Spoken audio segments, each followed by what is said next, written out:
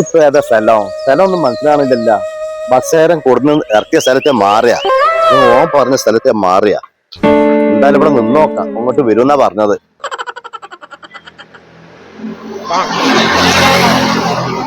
പടച്ചോനെ, ഞാൻ മലേഷ്യയിലെത്തിയ ഈ അമുക്കിനെ പറ്റിച്ച. ഒന്ന് വിളിച്ചു നോക്കട്ടെ എനിക്ക്.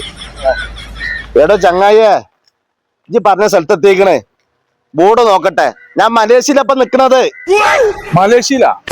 അന്നോട് ആരോടോ മലേഷ്യ പോയി ഇറങ്ങാൻ പറഞ്ഞേ? ഇജ്ജല്ല കുറച്ച് മുന്നേ വിളിച്ചപ്പോ കുണ്ടൂർ ബസ്സിൽ കയറിയെന്ന് പറഞ്ഞേ. ഇജ്ജ് എവിടെ നിക്കണത്?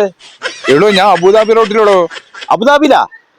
എടോ ചങ്ങായ, കുറച്ച് മുന്നേ ഞങ്ങൾക്ക് വിളിച്ചപ്പോഴേ കുണ്ടൂപ്പുറത്താന്നല്ലേ ഇജ്ജ് പറഞ്ഞത്? എടോ ഞാനും എന്റെ മാതിരി കുണ്ടൂർ ബസ്സിന് കയറിയ ആളാ.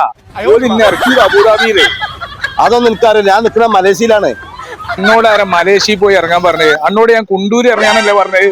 ബസ്സേരം കൊടുന്ന് ഇറക്കിയ സ്ഥലം മാറിയതാ എനിക്കറിയില്ല. ഞാൻ പെട്ടിക്കണത് മലേഷ്യയിലാ വന്ന പെട്ടിക്കണത്. അന്നോട് ആരോടോ മലേഷ്യയിൽ പോയി ഇറങ്ങാൻ പറഞ്ഞേ? ഞാൻ കേറിയ ബസ് മാറിയതാണോ ഞാൻ ഇറങ്ങിയ സ്ഥലം മാറിയതോ എന്ന് എനിക്കറിയില്ല.